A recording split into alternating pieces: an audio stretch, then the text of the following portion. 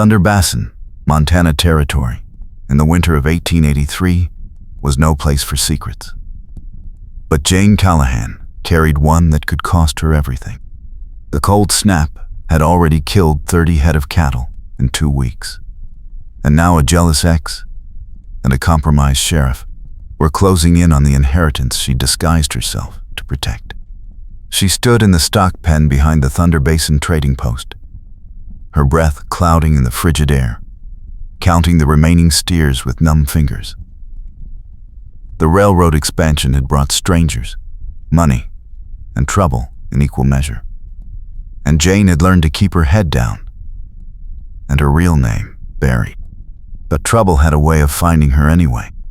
"You Jane Callahan?" The voice came from behind her, low and rough as gravel. She turned to find a tall man in a worn leather duster, sandy brown hair falling across his brow, stern gray eyes watching her with the kind of wariness that came from seeing too much. He carried a rifle slung over one shoulder, and tools at his belt marked him as a gunsmith. Depends who's asking. She kept her voice soft, the way she'd trained herself to speak since taking this job. No one here knew she was Maria Elena Vasquez, daughter of a murdered rancher whose land deed sat hidden in her saddlebag. They knew her as Jane, a quiet vaquera who managed stock and kept to herself. "Name's Gideon Donovan. Sheriff sent me to escort you back to town. Says there's been threats." Jane's stomach tightened. The sheriff was Darius Pembroke's cousin, and Darius had made it clear he wouldn't let her walk away after she'd refused his proposal 6 months ago. I don't need an escort. "Wasn't asking what you need. Sheriff says you're coming back. So you're coming back." Gideon's tone left no room for argument. But Jane saw something flicker behind those stern eyes, something that looked almost like reluctance. He didn't want this assignment any more than she wanted to go. Jane climbed over the fence and fell into step beside Gideon, keeping several feet between them. The wind cut through her coat like knives, and ice crystals stung her cheeks. Thunder Basin sat another mile down the frozen trail, a cluster of wooden buildings huddled against the Montana cold. The sheriff doesn't care about my safety. "Noticed that." Gideon's answer surprised her. She glanced sideways at him, trying to read his face, but he kept his eyes forward. Then why are you here? "Because whoever's threatening you might get bold, and I don't let women get hurt on my watch, no matter whose orders I'm following." Something in his voice told Jane he meant it, and for the first time in months, she felt a flicker of hope that maybe, just maybe, she'd found someone who wasn't working for Darius. They walked in silence for several minutes before Gideon spoke again. "You're not really a stock manager, are you?" Jane's hand moved instinctively toward the knife at her belt. What makes you say that? "The way you stand, the way you watch everything. You're running from something." Or running toward something. Gideon nodded slowly, as if that answer made more sense than any lie she could have told. "Fair enough. Just know that whatever you're mixed up in, it's got teeth. Darius Pembroke's been asking questions about you all week." Jane stopped walking. What kind of questions? The kind that end with bodies in the snow if you don't have the right answers. Her heart hammered against her ribs. Darius knew. Somehow, he'd figured out who she really was. And if he connected her to the Vasquez land deed, he'd kill her before she could file it at the territorial office. I need to leave town. Tonight. Not happening. Storm's rolling in, and you won't make it 5 miles.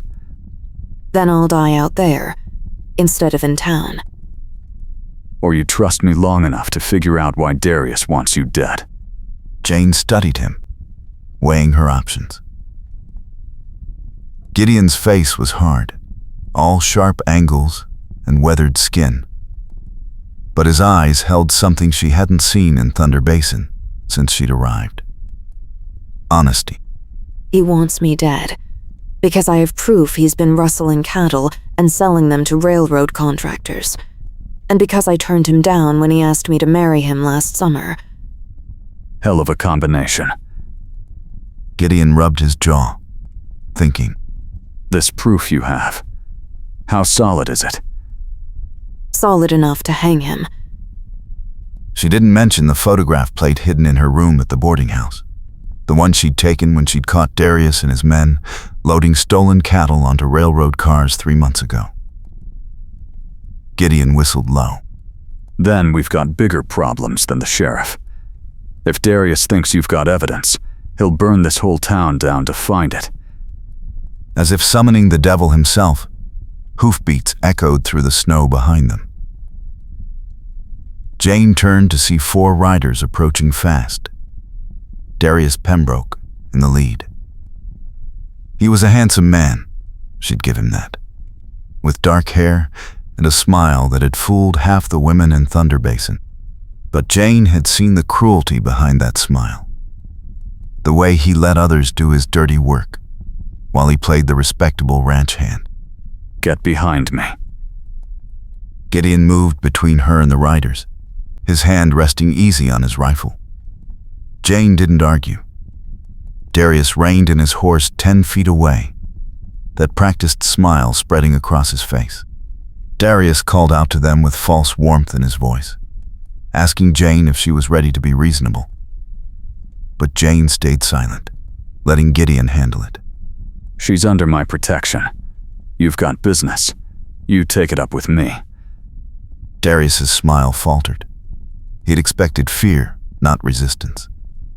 Darius laughed and said something about Gideon not knowing what he was getting into, that Jane had property that didn't belong to her. Property she inherited, you mean? The smile vanished from Darius's face. Yeah, I know about the Vasquez deed. Know about a lot of things, Pembroke. Know about the cattle you've been stealing.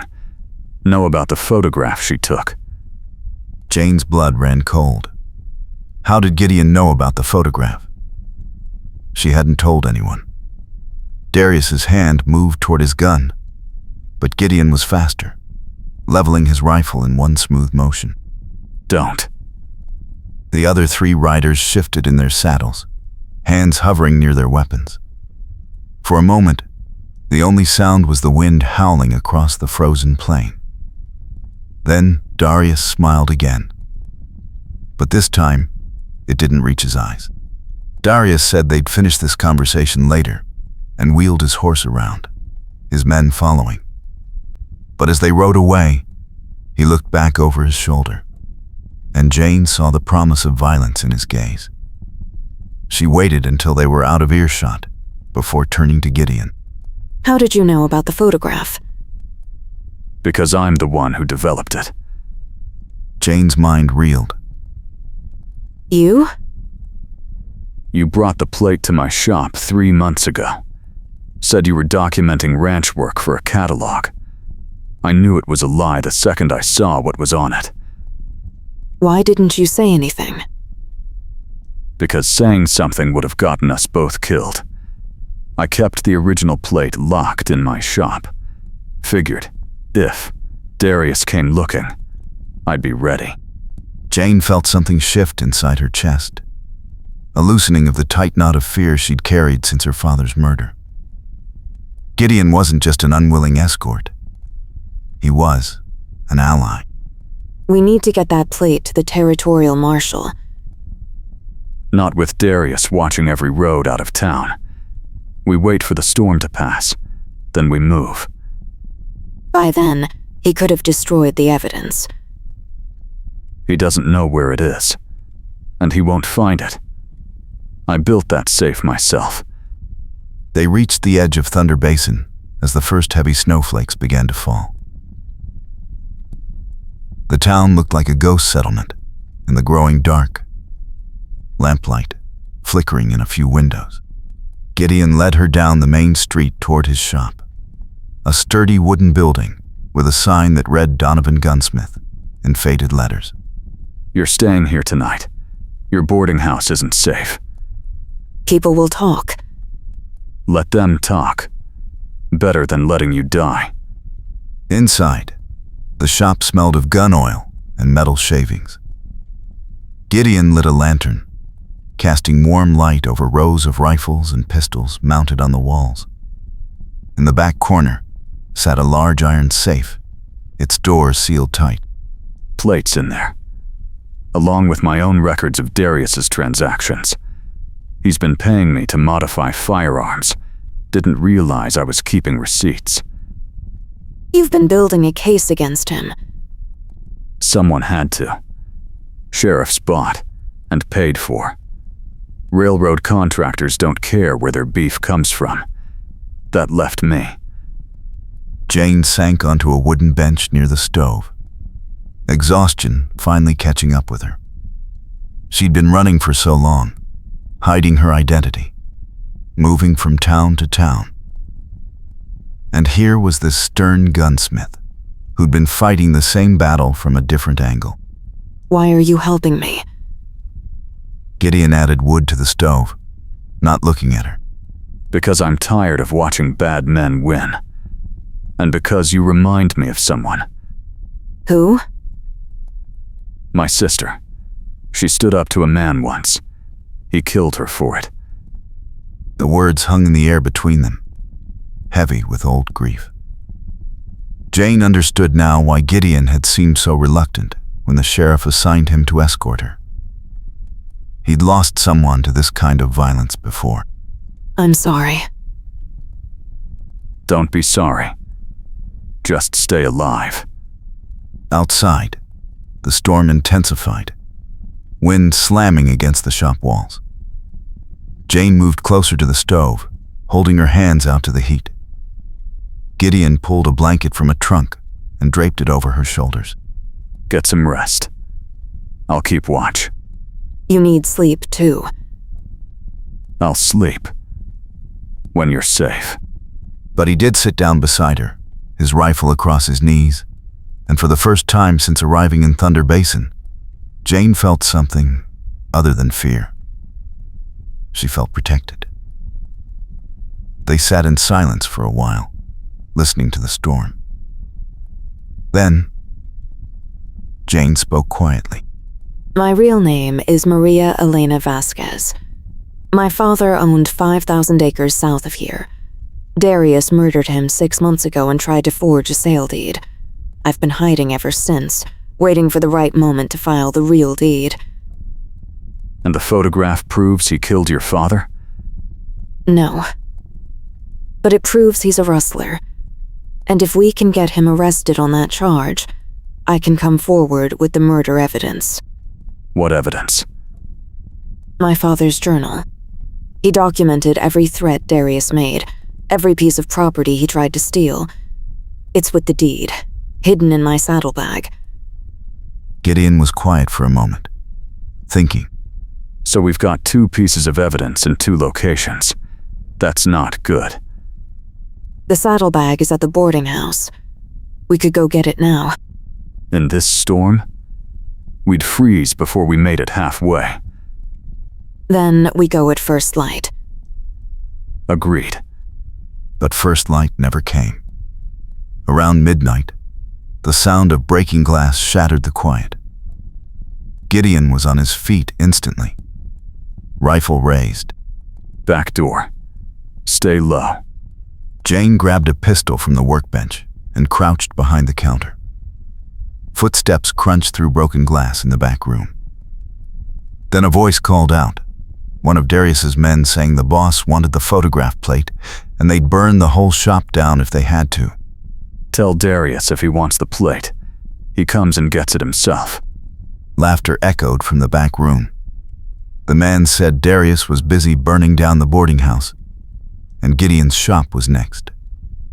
Jane's heart stopped. The boarding house. her saddlebag, the deed, and her father's journal. Everything she needed to prove her claim was going up in flames right now. No. She started to rise, but Gideon grabbed her arm. That's what he wants. You run out there, you're dead. But the evidence. We still have the photograph, and we can testify about the journal. Testimony isn't enough. Not against Darius's connections. Then, we make it enough. Gideon aimed toward the back room and fired twice. A body hit the floor. Silence followed. Then more footsteps, retreating fast. They'll be back with reinforcements. We need to move. He crossed to the safe and spun the dial, pulling out a leather case. Inside was the photograph plate, wrapped in cloth, and a thick folder of documents. He handed Jane the plate. Hold on to this like your life depends on it. Because it does. They left through the front door, stepping into a wall of snow and wind. The storm had reached full fury, visibility down to a few feet. Orange light flickered in the distance toward the boarding house. Jane felt tears freeze on her cheeks as she watched her last hope burn. Church. It's the only building Darius won't burn. They ran through the snow, Gideon leading the way with one hand on Jane's arm to keep her from getting lost in the whiteout. Thunder Basin's church stood at the far end of town, a simple wooden structure with a bell tower. Gideon kicked the door open and pulled Jane inside, slamming it shut behind them. The interior was dark and cold, but at least they were out of the wind. Brace the door. Jane found a heavy pew and dragged it against the entrance, while Gideon lit a candle with shaking hands. In the flickering light, she saw blood on his coat. You're hurt. Just a graze. I'm fine. But he wasn't fine. He swayed on his feet, and Jane caught him before he fell. She eased him down onto a pew and examined the wound. A bullet had torn through his left shoulder, not deep, but bleeding steady. You need a doctor. Doctor's probably with Darius. We patch it here, or not at all. Jane tore strips from her petticoat and bound the wound as tight as she could. Gideon gritted his teeth, but didn't make a sound. When she finished, he caught her hand. Listen to me. If something happens to me, you take that plate, and you run. Don't look back. Don't stop. You get to the territorial marshal in Helena, whatever it takes. Nothing's going to happen to you. Jane. Maria. Whatever your name is. Promise me. She met his eyes, those stern gray eyes that had softened somewhere between the trading post and this frozen church. I promise. But you're going to be fine. We both are. He smiled, just a little. You're a terrible liar. Good thing I'm not lying. Outside, voices shouted through the storm. Darius's men, searching. Jane blew out the candle and pulled Gideon deeper into the church, toward the altar. There was a small door behind it, leading to the pastor's quarters. They slipped through and barricaded it with a desk. How long do you think we have? Until morning. Maybe less. Then, we need a plan. I have one. We wait until the storm breaks, then we make for the railroad depot. There's a train through here every morning at dawn. We get on it. We get to Helena. Depot will be watched. Then, we don't go through the front. There's a water tower. Behind it. We can climb up and drop down onto the train as it slows for the platform. Gideon studied her in the darkness. You've done this before. Once. When I was 16 and running from a different bad man. Did it work? I'm here. Aren't I? He laughed, then winced as the movement pulled at his wound. Jane found a blanket in a trunk and wrapped it around both of them. They sat with their backs against the wall, listening to footsteps circle the church. Time crawled. At some point, Gideon's breathing evened out into sleep, or maybe unconsciousness. Jane held the photograph plate against her chest and prayed to saints she hadn't spoken to since her father died. She prayed for Dawn. She prayed for strength. She prayed that this stubborn, gentle gunsmith would survive long enough to see Darius hang. Somewhere around 3 a.m, the voices outside faded. The storm began to ease, wind dropping from a howl to a whisper. Jane shook Gideon awake. It's time. They left through a window in the pastor's quarters, dropping into deep snow. The railroad depot sat 2 blocks away, a dark shape against the pre-dawn sky. Jane supported Gideon as they stumbled through drifts, her legs burning with effort. Behind them, Thunder Basin lay silent and dark, except for the smoldering ruins of the boarding house. They reached the water tower just as the eastern horizon began to lighten. Gideon leaned against the wooden supports, breathing hard. Can't climb. Yes, you can. She found a rope coiled at the base of the tower and fashioned a makeshift harness, looping it around Gideon's chest. Then she began to climb, pulling him up behind her 1 foot at a time. Her hands were numb, her shoulders screaming, but she didn't stop. Halfway up, she heard the train whistle in the distance. They had maybe 5 minutes. Come on, Gideon. Stay with me. Trying. She hauled him onto the tower platform and collapsed beside him, gasping. The train was visible now, chugging toward the depot. Gideon pushed himself to his knees. You jump first. I'll follow. We jump together. Jane. Together. The train slowed as it approached the platform. Jane gripped Gideon's good arm and counted down. 3, 2, 1. They jumped. For a moment, there was nothing but air and terror. Then, Jane hit the roof of a freight car, the impact knocking the wind from her lungs. Gideon landed beside her and rolled, his face gray with pain. But they were on the train. They were moving. Thunder Basin was falling away behind them. They stayed on the roof until the train was 10 miles out, then climbed down through a cargo hatch into a car full of grain sacks. Gideon slumped against the wall, his face pale. Jane checked his wound. The bleeding had slowed, but he needed real medical attention soon. Helena's 3 hours. Can you make it? Have to. She sat beside him and pulled the photograph plate from her coat. In the dim light filtering through gaps in the car walls, she could just make out the image.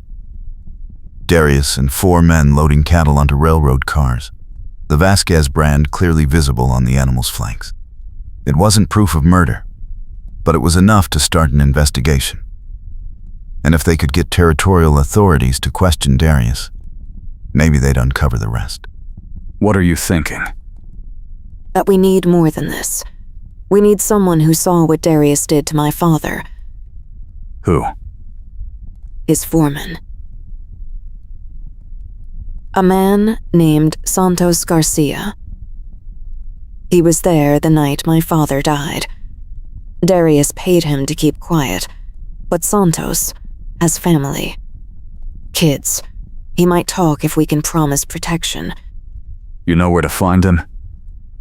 He works at a ranch outside Helena. if we can get to him before Darius does. Gideon closed his eyes.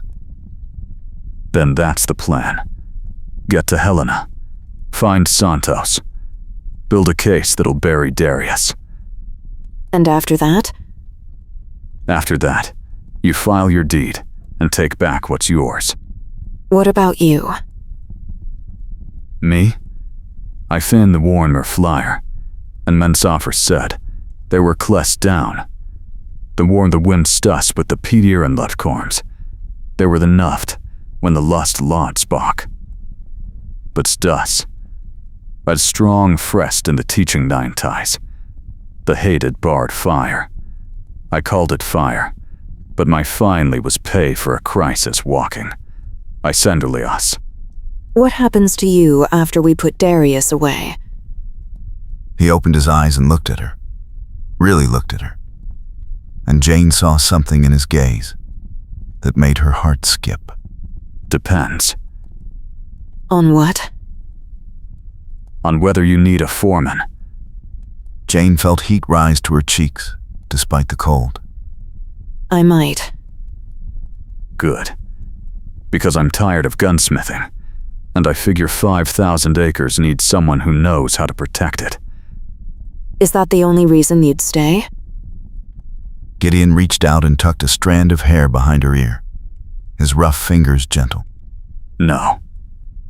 Before she could respond, the train lurched and began to slow. Jane moved to the cargo hatch and peered out. They were approaching a water stop, a tiny outpost in the middle of nowhere. And standing on the platform, rifles in hand, were Darius Pembroke and 6 of his men. No. Gideon was beside her in an instant. How did he get ahead of us? He must have ridden through the night, taken a faster route. Then we keep moving. We don't get off. The train stops here for 20 minutes. They'll search every car. Not if we give them something else to look at. Gideon pulled a bag of grain toward the cargo door and slid it open with his knife. Then, he tore a strip from his shirt, dipped it in lamp oil from a lantern hanging on the wall, and stuffed it into the grain. When I light this, it'll smoke like hell. They'll think the car's on fire. In the confusion, we go out the other side and head for the tree line. You can barely walk. Then, you'll help me. The train shuddered to a stop. Jane heard boots on gravel, voices shouting. Gideon struck a match and lit the oil-soaked cloth. Smoke poured from the grain sack instantly, thick and black. He kicked the cargo door open and the smoke billowed out. Men on the platform shouted about fire.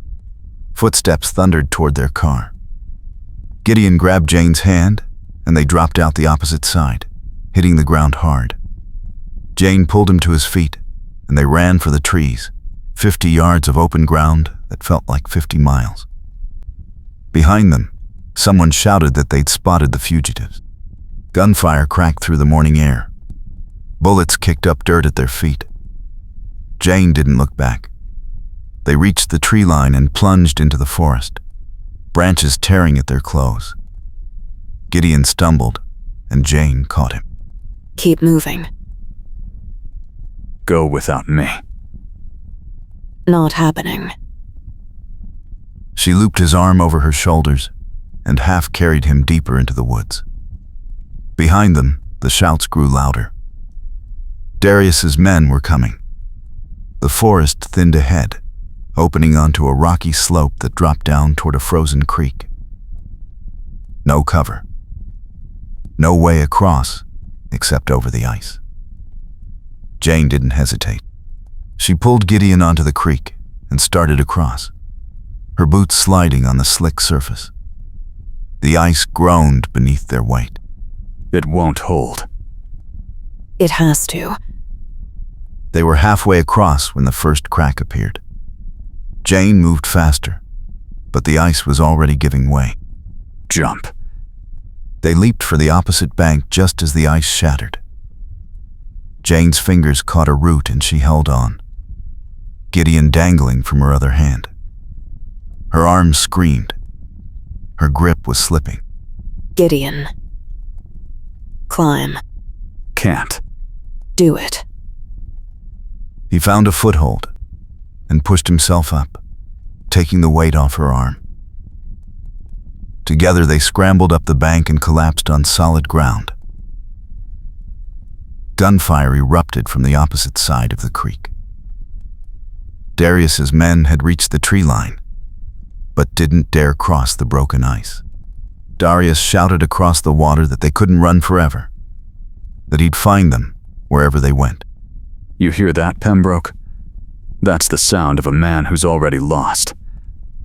Darius raised his rifle, but Jane was faster. She pulled the pistol from her coat and fired twice. Both shots went wide, but they sent Darius diving for cover. By the time he raised his head again, Jane and Gideon were gone, disappearing into the forest on the far side of the creek. They walked for hours, following the creek west toward Helena. Gideon's strength was fading fast. Jane found a shallow cave in a rocky outcrop and made him rest while she gathered firewood. She couldn't risk a fire that might give away their position, but at least the cave blocked the wind. How far to Helena? 10 miles. Maybe less. Might as well be 100. We'll make it. You keep saying that. Because it's true. She sat beside him and checked his wound again. The makeshift bandage was soaked through, but the bleeding had stopped. When this is over, first thing I'm doing is finding you a real doctor. First thing I'm doing is sleeping for a week. Second thing? He smiled, just a little. Haven't decided yet. Liar. He caught her hand and held it, his thumb tracing circles on her palm. All right. Second thing is asking you a question I should have asked back in Thunder Basin. What question? Whether you'd consider taking on a partner. Not just a foreman. A real partner. Jane's breath caught. Gideon. I know the timing's bad. I know we've only known each other a day. But I've spent my whole life being careful, being cautious. And where did it get me? My sister's dead. My shop's burned. I've got nothing left except this moment. Right here. With you. And I'm not letting it slip away, because the timing's bad. Jane leaned forward and kissed him, gentle and careful because of his wound, but certain. When she pulled back, his eyes were bright. Yes. Yes? She and the warned Rundant Rekthing, one Souter said, they were place at the time. The warned the wind stas but that we year in Luch coims. Or yes, with a lost lots mark Pogan. Yes, the waist bone frest in the teaching nine ties. The head had barred fire. They called it fire. The wind finally was pay for a Christ it's walking. Yes, I'll take on a partner. Yes, to all of it. But first we survive.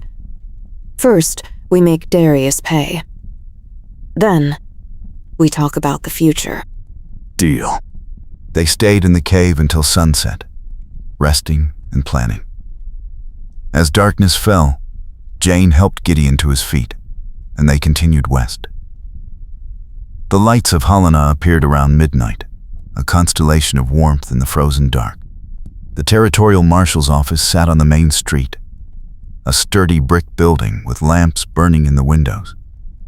Jane pounded on the door until a deputy opened it, his hand on his gun. Jane identified herself as Maria Elena Vasquez and said she had evidence of cattle rustling and murder. The deputy's eyes widened when he saw the photograph plate. Marshal Tom Bridger was a gray-haired man with the kind of face that had seen everything and believed nothing until proven.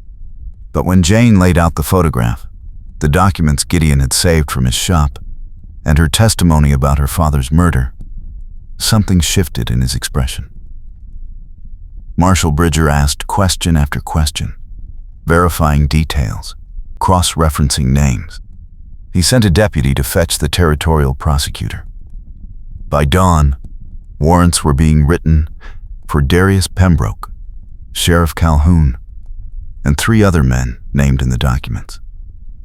Marshal Bridger assigned 4 men to ride back to Thunder Basin with Jane and Gideon. They left at first light, armed and ready. The cold snap had broken overnight, and the temperature was rising fast.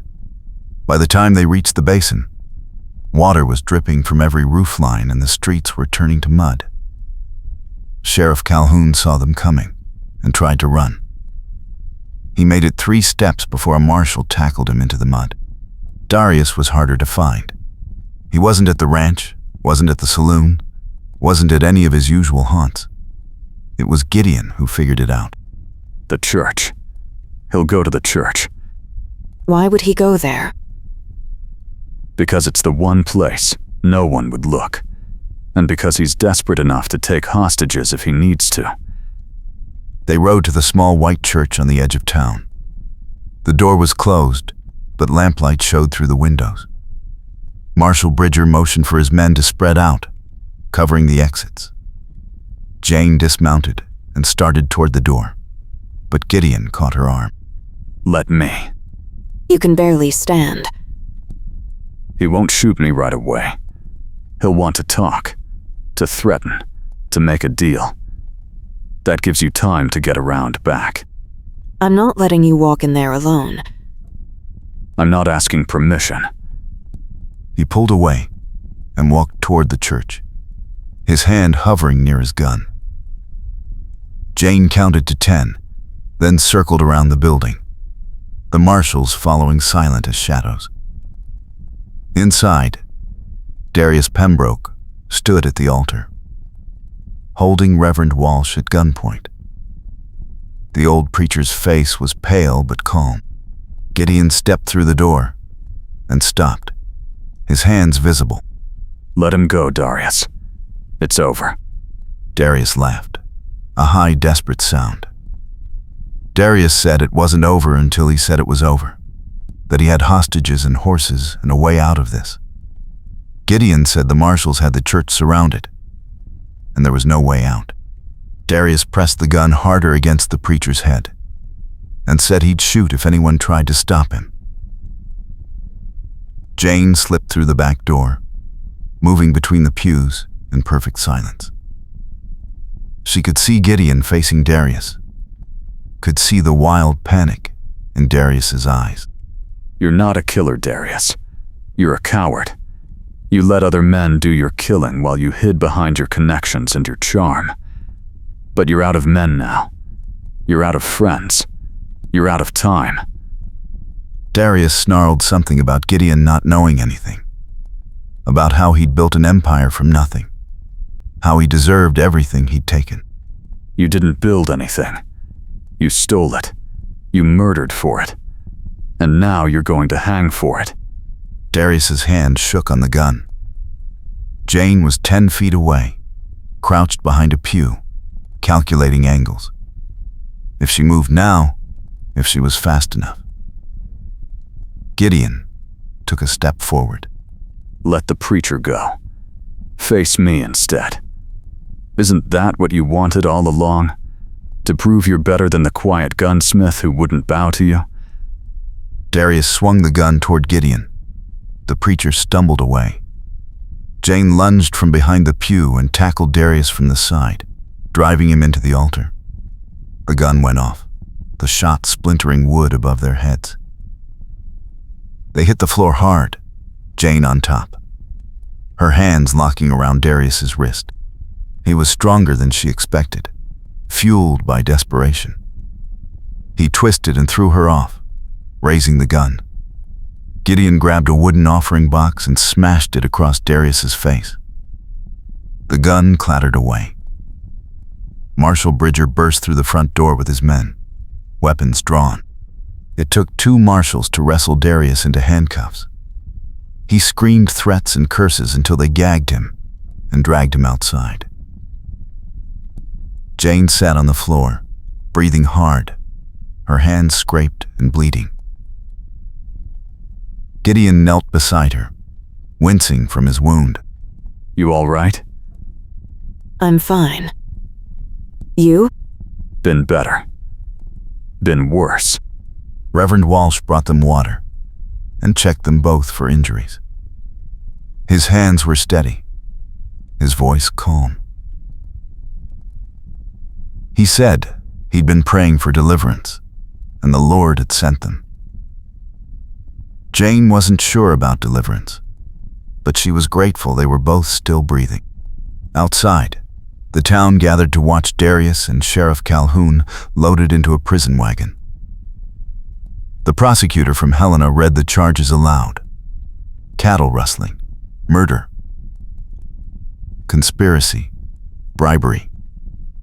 The crowd murmured, some shocked, some satisfied. Jane stood on the church steps, Gideon beside her, and watched the wagon roll away. Marshal Bridger shook Jane's hand and said the territory owed her a debt. He said the photograph and documents would be used as evidence in trial. But after that, everything would be returned to her. Jane thanked him and asked about the timeline. He said 3 months, maybe 4. Then she'd have clear title to her land and her inheritance.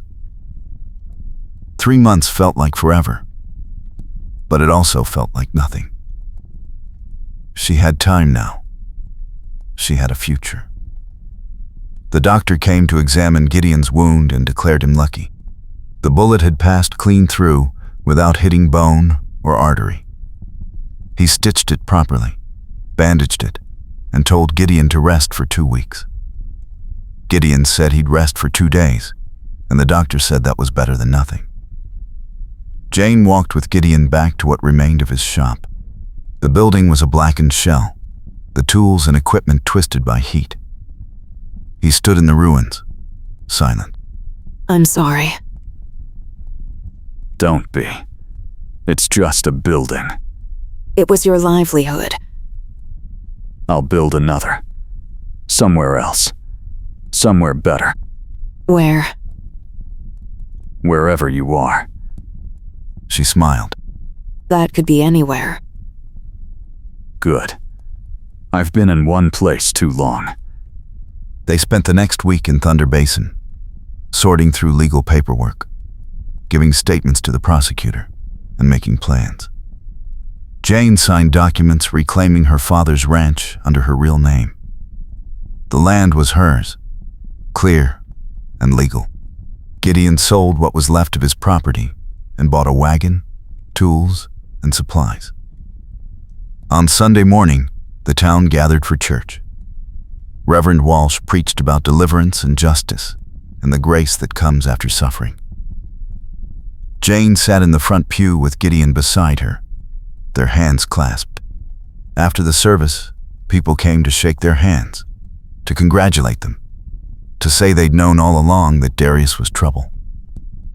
Jane accepted the words with a quiet nod, but she didn't forget who had stayed silent when her father was killed. Outside, the sun broke through the clouds for the first time in weeks. The snow was nearly gone, leaving the basin green and muddy. Jane stood in the church doorway with Gideon, breathing in the smell of wet earth and new grass. The land deed was in her saddlebag, signed and sealed. The future was uncertain, but it was theirs. Gideon turned to her, his expression serious. I meant what I said in that cave. About being partners. I know. I want to make it official. Official how? However you want. Business partners. Life partners. Both. I'm not particular about the order. Jane laughed, a real laugh. The first in weeks. Both sounds good. Yeah? Yeah. He pulled a small box from his pocket, the wood worn smooth. Inside was a silver ring, simple and unadorned. It was my mother's. Only thing I saved from the fire. I was hoping you'd take it. Jane's throat tightened. She took the ring and slid it onto her finger. It fit perfectly. I'll take it. I'll take you. All of it. He kissed her there in the church doorway, in front of half the town, and Jane didn't care who saw. When they pulled apart, Reverend Walsh was smiling. The Reverend said he could marry them right then if they wanted, or they could wait, whatever suited them. Jane looked at Gideon. What do you think? I think I've waited long enough. Me too. So Reverend Walsh called everyone back inside and married them on the spot, with the whole town as witnesses. The ceremony was short and simple. Jane Callahan became Jane Donovan, and Gideon Donovan gained a partner, a ranch, and a future he'd never imagined. After the ceremony, they signed the deed together, adding Gideon's name beside hers. Partners in every sense. The townsfolk clapped and offered congratulations. Someone brought a fiddle and played a joyful tune on the church steps. Jane and Gideon left Thunder Basin that afternoon, riding west toward the ranch that was now theirs. The wagon was loaded with tools and supplies, everything they'd need to start over. The sky was clear, the air warming, and the land stretched green and wide before them. They reached the ranch at sunset. The house was small but solid, the barn in need of repair, the corrals empty. But the land was good, the water clean, and it was theirs. Jane dismounted and stood in the doorway, looking out over the valley. Gideon came up behind her, his hand resting on her shoulder. It's not much yet. It's everything. We'll build it into something. Together. Together. She turned and kissed him, slow and certain. The sun sank below the mountains, painting the sky gold and red.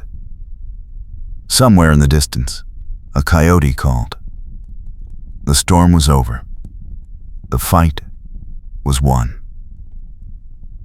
And the future, for the first time in years, was theirs to write. Colorized late 1800s American West photograph. Authentic, period look. Natural light. Gentle contrast. Slightly soft focus. Subtle film grain. Faint dust scratches. Slight vignetting. No text. No watermark. Sunset. Golden light flooding a green valley. Mountains silhouetted in the distance. Clear sky with orange and red clouds. A young woman in her 30s with long dark hair and a braid, brown eyes, wearing a light blouse and dark skirt, stands in the doorway of a small wooden ranch house beside a young man in his 30s with short brown hair, blue eyes, wearing a dark shirt and vest. They face each other, hands clasped, the valley spread out behind them. Simple ranch house, barn in background. Peaceful and Hop the first weeks on the ranch were hard work. But Jane had never been afraid of hard work. They repaired the barn roof, mended the corrals, and cleared brush from the pastures. Gideon's shoulder healed slowly, but he refused to sit idle. He built a small workshop beside the house and began taking orders from neighboring ranchers for ironwork and repairs. Jane rode into town twice a week for supplies and to check on the trial proceedings. Marshal Bridger had arrested 3 more men connected to Darius, including the compromised deputy who'd looked the other way during the rustling operation. The evidence was solid. The trial was set for early summer. One evening in late April, as they sat on the porch watching the stars come out, Gideon reached into his pocket and pulled out a small wooden box. He opened it to reveal a simple gold band. I know we're already partners. I know we're building this place together. But I want it official. I want everyone to know you're mine, and I'm yours. Jane took the ring and slid it onto her finger. It fit perfectly. Where did you get this? Made it myself. Took me 3 tries to get it right. It's perfect. So is that a yes? That's a yes. They were married in Thunder Basin on the first Sunday in May. The church was full. Sarah came down from Helena with her husband and children. Marshal Bridger attended, along with half the town. Even the mayor showed up, though he looked uncomfortable the entire time. The preacher kept the ceremony short and simple. When he pronounced them husband and wife, the church erupted in applause.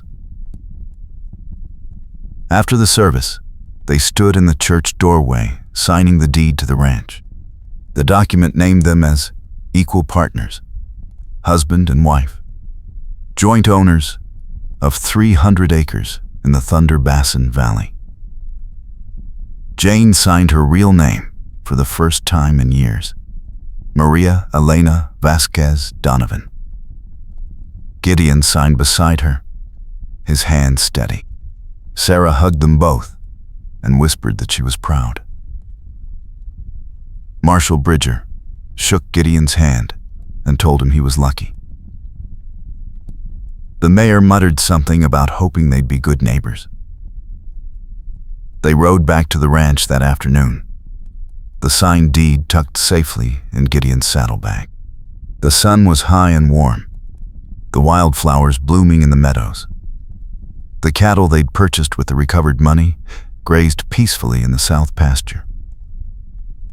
Everything they'd fought for, everything they'd risked, was finally theirs. That night, as they lay together in the small bedroom of the ranch house, Jane traced the scar on Gideon's shoulder. Do you ever think about what would have happened if you'd refused to be my escort? Every day. And? And I'm grateful I didn't. I spent years being careful, being safe, keeping everyone at a distance. Then you showed up and turned my whole world upside down. I didn't mean to. I know, but I'm glad you did. She kissed him, slow and deep. Outside, the wind whispered through the pines. The ranch was quiet, the night peaceful. Tomorrow they'd start breaking the horses they'd bought. Next week they'd plant the garden. In the fall, they'd drive their first herd to market. But tonight, they had everything they needed. Each other, the land, and a future they'd earned with blood and courage and love. They rebuilt the barn, mended fences, broke horses, and drove their first small herd to market in late August. The ranch began to take shape, becoming more than just land and buildings, becoming a home. In September, Jane discovered she was pregnant. She told Gideon one evening as they sat on the porch watching the sunset. He didn't say anything at first, just pulled her close and held her. A baby. Are you ready? No, but I don't think anyone ever is. We'll figure it out. We always do. The first snow came in October, light and delicate, melting by noon. Jane stood in the doorway watching it fall, her hand resting on her stomach. Gideon came up behind her and wrapped his arms around her waist. Thinking about last year? Hard not to. This time last year, I was running for my life. Now I'm standing here watching the snow with my husband, carrying our child, on land that's ours. You earned every bit of it. We earned it. By November, the ranch was fully stocked. 20 head of cattle, a dozen horses, chickens in the coop, pigs in the pen. They hired 2 ranch hands, young men from Thunder Basin, who needed work and were willing to learn. The house was warm, the pantry full, and the future bright. On Thanksgiving, Sarah and her family came to visit. They brought pies and laughter and news from Helena. Marshall Bridger had been promoted. The railroad was expanding. Montana was growing, changing, becoming something new. After dinner, Jane and Sarah walked through the pasture together. The sun was setting, painting the snow gold and pink. I never thought I'd have this. A family, a home, a place where I could just be myself. Sarah smiled. Sarah said that sometimes the best things come when you stop running and start fighting. Jane agreed. Christmas came cold and clear.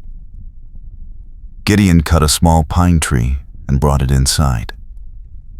Jane decorated it with ribbons and paper stars.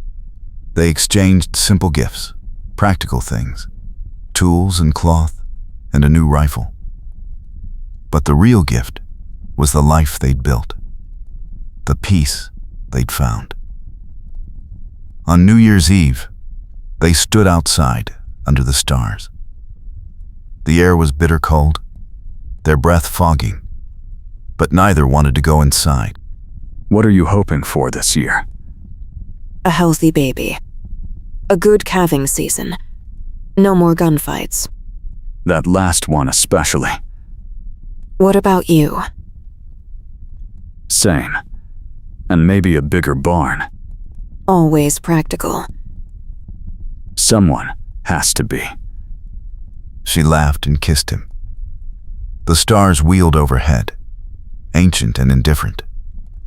But here, in this small corner of Montana, 2 people had carved out something precious. A life built on honesty, courage, and love. A ranch that would endure. A family that would grow. Spring came early in 1884. The snow melted fast, the creeks ran high, and the grass grew thick and green. Jane's belly swelled with the baby, due in late April. Gideon hovered, nervous and protective, until she finally told him to stop treating her like she was made of glass. The baby came on a warm April night, delivered by the town midwife with Sarah at Jane's side. It was a girl, small and perfect, with dark hair and blue eyes. They named her Elena, after Jane's mother. Gideon held his daughter for the first time with shaking hands, tears streaming down his face. She's so tiny. She's perfect. She's everything. Elena grew fast, thriving on the ranch. By summer, she was smiling. By fall, she was crawling. By winter, she was pulling herself up and trying to walk. The ranch prospered. The herd doubled. The barn was expanded. 2 more hands were hired. On a cold December morning, Jane stood in the doorway holding Elena, watching Gideon work with a young colt in the corral. The mountains were white with snow, the sky clear and blue. Everything she'd fought for, everything she'd risked, had led to this moment. Gideon looked up and saw them watching. He smiled, that rare, genuine smile she'd fallen in love with. Come see this. She's taking to the bridle. Jane carried Alana out to the corral. The baby reached for the colt, giggling. Gideon steadied the horse and let Alana touch its nose. She's fearless. Gets it from her mother. And her father. They stood together in the cold morning sun, their daughter between them, their ranch spread out around them. The past was buried. The future was theirs. And love, hard-won and fiercely protected, was the foundation of everything they'd built. By 18 Shiam in Thunder Basin, word had spread about the quality of their stock and Gideon's skill with horses. Buyers came from as far as Wyoming and Dakota Territory. Jane managed the books and negotiations with a sharp mind that impressed even the hardest ranchers. Elena was walking now, toddling after her father wherever he went. She had Jane's dark hair and Gideon's blue eyes, and a stubborn streak that came from both parents. On warm days, Jane would sit on the porch with her sewing, while Alana played in the dirt with wooden horses Gideon had carved. One afternoon in late summer, a stranger rode up to the ranch. He was young, maybe 20, with nervous eyes and a letter clutched in his hand. Jane met him at the gate, Elena on her hip. The young man introduced himself as David Pembroke, Darius's younger brother. Jane's hand went instinctively to the rifle leaning against the porch rail, but the boy held up his hands quickly. David explained that he'd been away at school in St. Louis when everything happened. He'd only just learned the truth about his brother's crimes. He'd come to apologize and to ask if there was anything he could do to make amends. Jane studied him for a long moment, seeing genuine remorse in his face. Your brother made his choices. You're not responsible for them. David's shoulders sagged with relief. He said he'd inherited a small piece of land near the Wyoming border and was trying to make an honest go of it. He'd heard about their ranch and hoped, maybe, someday, if he proved himself, they might consider doing business. Prove yourself first. Then, we'll talk. David nodded, grateful, and rode away. Gideon came up beside her, wiping grease from his hands. You think he means it? I think he's trying. That's enough for now. You've got a forgiving heart. I've got a life worth protecting. No room for old grudges. That fall, they hosted their first harvest celebration. Neighboring ranchers came with their families. Tables were set up outside, loaded with food. Gideon played his harmonica while others danced. Elena toddled between the adults, laughing and stealing bites of pie. Sarah traveled down from Helena with her family. She pulled Jane aside and told her how proud she was. How far Jane had come from that frightened girl, hiding her identity in Thunder Basin. I couldn't have done it without you. Or without him. Sarah smiled and squeezed her hand. As the sun set and the stars came out, Jane and Gideon sat together on the porch steps. Alana asleep in Jane's arms. The sounds of laughter and music filled the yard. Their friends, their community, their family. This is what I wanted. What do you mean? When I was alone in that gun shop, when everything felt empty. I wanted this. I just didn't know how to find it. Sometimes the best things find you. Lucky they did. He kissed her forehead and took Elena from her arms, carrying their daughter inside to bed. Jane stayed on the porch a moment longer, looking out over the land they'd built together. The ranch lights glowed warm against the darkness. The mountains stood eternal in the distance, and somewhere in the night, a coyote called, wild and free. The years rolled on. 1886 brought twins, 2 boys they named Samuel and Thomas. 1887 brought a harsh winter that tested every rancher in the territory, but they came through with their herd intact. 1888 brought a railroad spur that made shipping easier and profits higher. Alina grew into a bright, curious child who loved the horses as much as her father did. The twins were rambunctious and fearless, always getting into trouble. Jane managed it all with steady hands and a patient heart, though some days she collapsed into bed exhausted. Gideon built a new house, bigger and sturdier, with room for the growing family. He carved wooden toys for the children and fixed anything that broke. At night, after the children were asleep, he and Jane would sit by the fire and talk about the day, making plans for tomorrow. Do you ever miss it? The danger, the excitement? Not for a second.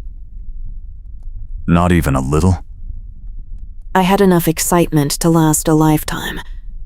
This is better. This is real. You sure? Because I could start a gunfight if you're bored. Don't you dare. He laughed and pulled her close. Outside, the wind rattled the shutters. Inside, the fire crackled warm. Their children slept safe.